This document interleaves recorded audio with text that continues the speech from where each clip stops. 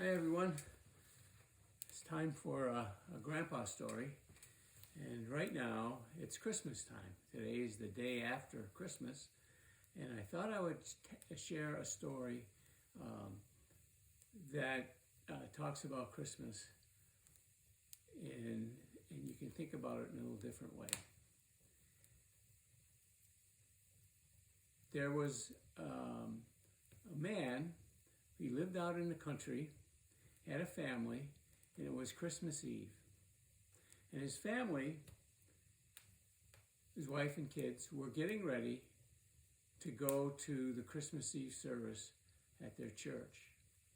And so, as they were leaving or getting ready, the wife asked her husband, "Would you like to come this year?" And he said, "No." He says, "You guys go. That's fine, but I don't believe in that stuff. God coming to earth as a man, and but you go. That's fine with me if you go." So they left and they went. And so the man decided to settle down. He had his paper. He sat down in his chair and started to read the paper. And as he was reading, he could listen outside in the wind. He could hear the wind blowing. And so it was starting to pick up and it started blowing around. And then he could kind of see a little bit out the window. And he saw snow coming down. And so it had started to snow and it started looking real heavy.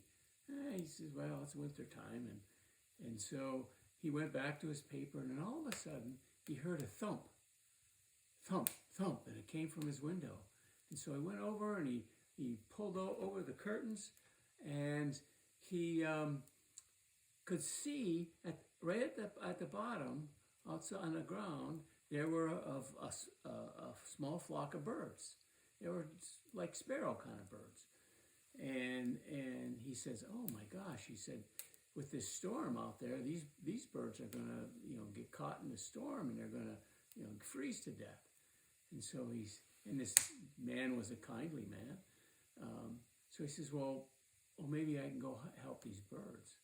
He says, "I've got a warm barn right across the yard, and they can go in there and spend the night in the barn." And so he went out, put on his hat and coat, and the wind was really howling. And so he went over to the barn and he opened up the door, and he says, they thought the birds would go in there because it was shelter, but they just sat and hopped around right underneath the window where they had run into, and he says, "Well, the barn's open, go in there." And he did. So then he thought, well, I'll go and shoo them into the barn. And so he went over and he kind of went like this and was shooing the birds, and they would just go up and circle around and come back down, and they weren't going anywhere. And he said, "Man, how can I get these birds to go into the barn?" And so he thought, well, let me go in the house, I'll get some breadcrumbs. And he threw out breadcrumbs and pieces of bread and for the birds to follow him. And he made a trail, and the birds didn't do anything. They just sat there. They were, trying to huddle because of the storm. And he's going, "Man, how can I get these birds to move in there?" And he just couldn't figure it out. And he really was, kind of upset.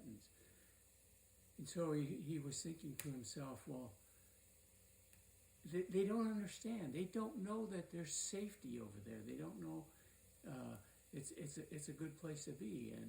And he says, if I could only become a bird, I could tell them. I could speak their language. I could show them the way to go. And at that moment, the church bells rang. You could hear the bells from way down the road, and the service was going on, and they were ringing the bells for Christmas. And then it dawned on him, and he fell to his knees, and he said, "Oh God, now I understand about Christmas." And so he became a believer. And so he was trying to He understood that God came down to save man. He was trying to save the birds. And so not only did Jesus come to save us, but he came and he died for us, so that if we believe on him, we will be safe in heaven. We'll be in the safe barn. And so that was one of the Christmas stories that I've always liked. And that wasn't my story. I didn't make that up.